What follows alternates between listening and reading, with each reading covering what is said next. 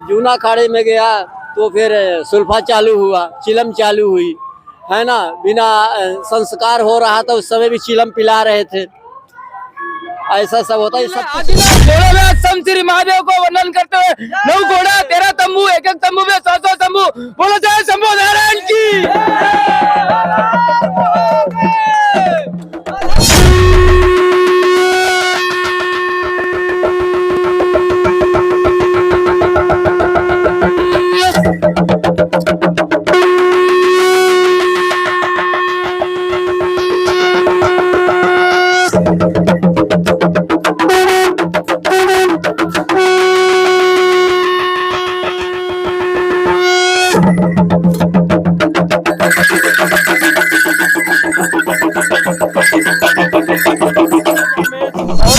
विश्वास गाजा अधिकतर पीते रहते हैं, क्या अभी वैसा पीते हैं? हाँ, जब संस्कार दीक्षा होती है तो चिलम पिलाई जाती है ताकि वो साधना मंत्रों का जाप करे, एकांत मन उसका रहे, एक चित रहे, है ना। ऐसा है। पहले जब साधु नहीं हुआ था, इतना धतूरा पाता था तो काम शक्ति को जला देता है, धतूरे में वो ताकत है।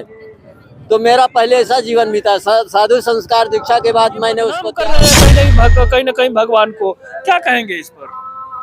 तभी तो मैं अकेला रहता हूँ, अलग रहता हूँ। आपको भी किसी ने बोला कि ये सही नहीं है? आप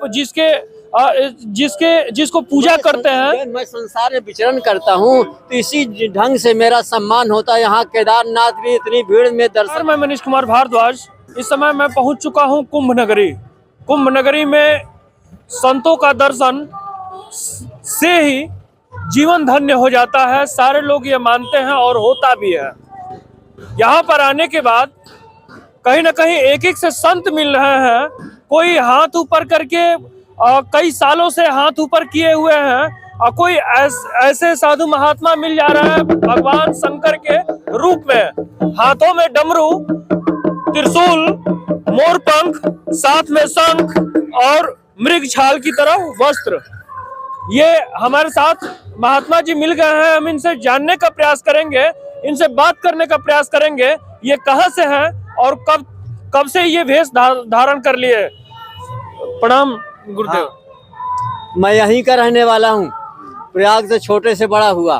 संस्कार दीक्षा 2010 महाकुंभ हरिद्वार में हुआ। किसके द्वारा? स्वामी जूना अखाड़े मेरा संस्कार करने के बाद, अपना बनाने के बाद, उन्होंने स्वामी अवधेशानंद गिरी जी के द्वारा मेरा सन्यासी दीक्षा संस्कार हुआ। तब ये मैं भेष पाया। अब 2010 महाकुंभ हरिद्वार में उन्हीं के द्वारा संस्कार हुआ। जूना अखाड़े की कृपा हुई दत्तात्रेय नारायण की कि दलदल से मुझे निकाल के इस अवस्था में लाया। गुरुदेव, आप यहीं के रहने वाले हैं? यहीं का हूँ। आप कौन से पंथ से हैं? मैं बताया ना, जूना अखाड़ा। आचार्य मेरे स्वामी अवधेशानंद गिरी जी नागा साधु हैं। तो जूना अखाड़ा बताया तो नागा सन्यासी। गुरुदेव, हमको क्या मालूम, आप बताएंगे? नहीं, ये भेष ही है। आज श्रृंगार पर हूँ मैं, भस्मी पर रहता हूँ। जी जी, आज श्रृंगार पे। आज श्रृंगार पर। कितने उम्र थी गुरुदेव आपकी जब दीक्षा ली? मैं बता चुका 2010 महाकुंभ हरिद्वार 2010 में। हाँ, फिर उसके बाद घर नहीं जाते? जब पिंडदान हो जाता है स्वामी जी के द्वारा, आचार्य गिरी जी महाराज, स्वामी अवधेशानंद जी, तब अपना पिंडदान हो गया अपने सगे परिवारों का, और अपना भी तो वहाँ से मेरा उनका रिश्ता नहीं रह गया। मैं संसार में विचरण करता हूँ। गर्मी के दिन में केदारनाथ चला जाऊंगा, बद्रीनारायण, वहाँ पर ऐसा मेरा जीवन रहता है। गुरुदेव, जब इस तरीके से देखा जाता है कि इस तरीके से कोई झांकियां निकलती है, चाहे जो भी है, तमाम से टिप्पणियां निकल के सामने आती है। लोग ये कहते हैं ये बदनाम कर रहे हैं कहीं न कहीं भगवान को, क्या कहेंगे इस पर? तभी तो मैं अकेला रहता हूँ, अलग रहता हूँ। आपको भी किसी ने बोला कि ये सही नहीं है? आप जिसको पूजा करते हैं। मैं संसार में विचरण करता हूँ तो इसी ढंग से मेरा सम्मान होता है। यहाँ केदारनाथ भी इतनी भीड़ में दर्शन करने के लिए मीडिया वाले आ गए और उन्होंने दर्शन कराया मुझे केदारनाथ बाबा के। गुरुदेव, एक चीज और है, जैसे हमने प्रश्न ये किया कि अक्सर ये लोग सोचते हैं जैसे जो भी साधु महात्मा होते हैं अधिकतर शंकर जी को पूजते हैं। आप तो स्वयं शंकर जी बन गए। तो ये भोले बाबा की कृपा हुई कि शिवालय की सेवा, आरती, पूजा, मंदिर की सफाई स्वच्छता, तो उनका श्रृंगार बनाना और अपना भी, ये मेरा रहा। और राम कथा में भी मैं रहता हूँ, जहाँ राम का अब कुंभ है तो मैं आ गया हूँ। इससे फिर मैं राजस्थान उदयपुर चला जाऊंगा, मेवाड़ धरती पर महाराणा प्रताप की, वहाँ गर्मी तो रहूंगा, फिर बरसात आएगी फिर आ जाऊंगा अपने प्रयाग में। ये मेरा रहने का स्थान है, बचपना से बड़ा हुआ। और संस्कार दीक्षा के बाद अब देखिए कि मुझे नहीं मालूम था कि मैं यहाँ रहते रहते मेरा संस्कार दीक्षा भी होगा। जब यहीं के रहने वाले हैं तो जब यहाँ पर आए हैं तो गांव के घर के लोग कहीं ना कहीं मुलाकात मेरा यहाँ से रीवा है 100 किलोमीटर दूर, तो जगह जमीन सब है, सबका संस्कार के बाद पिंडदान हो जाता है, उनका मेरा कोई रिश्ता नहीं रह गया। अच्छा, ये कहा जाता है सन्यासी जीवन में जब लोग सन्यास बन जाते हैं तो लोग माँ से और घर वालों से जाकर भिक्षा लेते हैं, क्या आपने भी ऐसा नहीं किया? इसमें ये पंथ नहीं है, सब पिंडदान होता है संस्कार दीक्षा में। वो पंथ अलग है जो माँ से भिक्षा लेने जाते हैं, हाँ वो अलग है। मगर इसमें जब पिंडदान हो गया तो मैंने जन्मभूमि में नहीं जाना चाहिए, उनसे कोई रिश्ता नहीं रह गया मेरा। हमारा ईश्वर है, हम संसार ही मेरा घर है, तीर्थ ही मेरे घर हैं। घर साधु होते हैं मगर मैं घर नहीं बनाता हूँ, कुटिया नहीं बनाता हूँ। संसार में जब सूखा मौसम रहता है तीर्थों का विचरण करना है। केदारनाथ, बद्री नारायण है ना, ये गुवाहाटी कामाख्या माता हमारी इष्ट देवी कामाख्या हैं।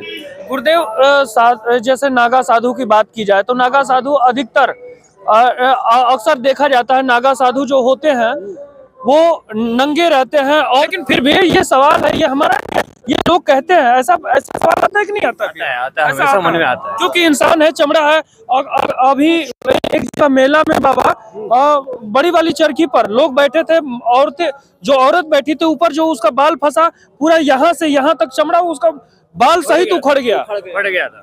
तो ये भी तो चमड़ा है, ये जब यहाँ से यहाँ तक उखड़ सकता है। देखिए चमड़ा लगा हुआ कुछ भी नहीं होगा, कुछ नहीं होता है।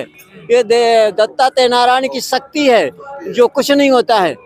हाँ ऐसा कुछ नहीं कि उखड़ जाएगा कुछ होगा, और शक्ति प्राप्त होती है। यही भजन है, लिंग प्रदर्शन, लिंग से भजन उठाना, ये भजन में भी आता है, यही तपस्या है। अच्छा, जब नागा साधु आप बने, अक्सर ये देखा जाता है कि बहन बेटियां जब जाती हैं तो शर्म लगता है। पहले शुरुआत में आपको भी ऐसा लगा कि अभी लगता है ऐसा कुछ? शुरू में लगता था जब पहला संस्कार शुरू में, पर लंगोटी पर मैं था। हमारा अलग ही संस्कार हुआ है अद्भुत, है ना, तो उसमें लंगोटी रहती है और दिगंबर में वस्त्र नहीं होता है, भस्मी होती है, फूलों की माला होती है। अब लगता है कि बहन बेटियां जा रही हैं, नए कपड़े पहनना चाहिए। मैं बाघंबरी, गुरु ने बाघंबरी दिया तो मैं नए खरीद के पहनता हूँ। पुराने हुए उसको हटाया, फिर से नया पहना, है ना। फटे कपड़े नहीं पहने जाते हैं, सिला नहीं पहना जाता है। इंसान जीवन में अधिकतर संभोग की जब बात की जाती है तो इंसान जीवन, जैसे भूख लगता है, प्यास लगता है, इंसान जीवन सबको लगता है। तो क्या आपको भी सन्यासी के बाद इस तरीके से फील हुआ? नहीं, मैं इसमें पहले जब साधु नहीं हुआ था, इतना धतूरा पाता था तो काम शक्ति को जला देता है, धतूरे में वो ताकत है। तो मेरा पहले ऐसा जीवन बीता। साधु संस्कार दीक्षा के बाद मैंने उसको छोड़ दिया, है ना। अलग ही अब अवस्था भी होती है। 64 साल का हो गया हूँ। 64 साल के इंसान को लाइए बूढ़ा दिखेगा, है ना। मैं भोजन पानी से कम ही पाता हूँ, है ना। एक टाइम पाया, अगर मिलेगा दो भी चल जाता, नहीं तो एक ही टाइम मिला वही बहुत है। नशा अधिकतर नागा साधु जो गांजा में, और ये विश्वास गांजा अधिकतर पीते रहते हैं, क्या अभी वैसा पीते हैं? हाँ, जब संस्कार दीक्षा होती है तो चिलम पिलाई जाती है ताकि वो साधना मंत्रों का जाप करे, एकांत मन उसका रहे, एक चित रहे, है ना। ऐसा है। नशा में डूबा रहे तो अक्सर ये देखने को मिलता है।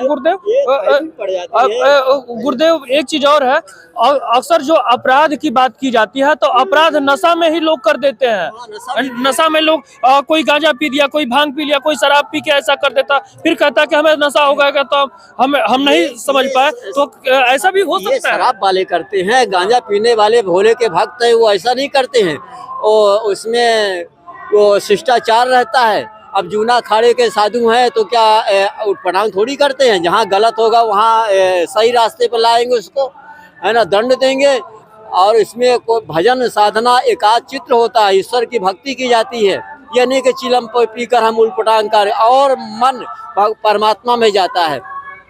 ऐसा है। चीलम पीने के बाद हाँ ऐसा रहता है क्योंकि हैबिट पड़ जाती है, एक आदत है, वो नशा, भोजन मिले ना मिले मगर नशा मुक्त भारत कहा जा रहा है। आप वो चीज अलग है, ये भोले बाबा का प्रसाद है। तो प्रसाद के रूप में तो बच्चों को भी तो पीना चाहिए। नहीं बच्चों को नहीं, सिर्फ सन्यासी को पीना चाहिए। इसमें पीना चाहिए, काम शक्ति को भी मारता है। हाँ ऐसा नहीं है, इसीलिए गांजा पीते हैं। हाँ और फिर भोले का भक्त उसी में रमे रहना है, मन को उसी में रमाए रहना है, भोले बाबा में। मैं नहीं पीता, मैं पीता था, अब छोड़ दिया हूँ। छोड़ दिया हूँ मैं। भांग का नशा पाता हूँ। भांग खाते हैं? भांग का नशा दिन भर में कितना चल जाता है? 2 गोली बस, वो भी सूखा। पहले कितना चल जाता था? पहले जमाने में शाम को ही खरीद लेता था जब साधु नहीं बना था। कितना? अरे 1 गोली शाम को, सुबह ऐसा चलता था। फिर उसको छोड़ दिया था। जब जूना अखाड़े में गया तो फिर सुल्फा चालू हुआ, चिलम चालू हुई, है ना। बिना संस्कार हो रहा था उस समय भी चिलम पिला रहे थे। ऐसा सब होता है, सब कुछ नहीं। जबरदस्ती पिला रहे थे कि अपने? जबरदस्ती नहीं, जो पीता है तो पिएगा ही, है कि नहीं। बस संस्कार के समय में ज्यादा पिलाते थे, वहाँ ज्यादा पिलाया जाता है, काम शक्ति को मार देता है, जलाता है। नए नए लड़के साधु बनेंगे, उसको चिलम नहीं पिलाएंगे तो वो भजन कैसे करेगा, मन कैसे एकांत होगा, मारा जाता है। अच्छा, नहीं पिएंगे, नए नए लड़के अगर हुए नहीं पिएंगे तो उनको क्या होगा? नहीं, वो काम शक्ति को जला देता है। जो काम शक्ति होती है उसको जलाता है, मन ईश्वर में लाता है, मन को ईश्वर में लगाता है। गृहस्थ भी पीते हैं, सन्यासी भी पीते हैं। चलिए, बाबा के वेश के बारे में क्या सोचते हैं कमेंट करके बताइएगा। क्या ये ब्रह्मांड नायक सर्वोत्तम सर्वश्रेष्ठ सर्वगुणिले आदिनाथ भोलेनाथ सम श्री महादेव को वर्णन करते हुए 9 घोड़ा 13 तंबू, एक एक तंबू में 100 तंबू, बोलो जय शंभो नारायण की।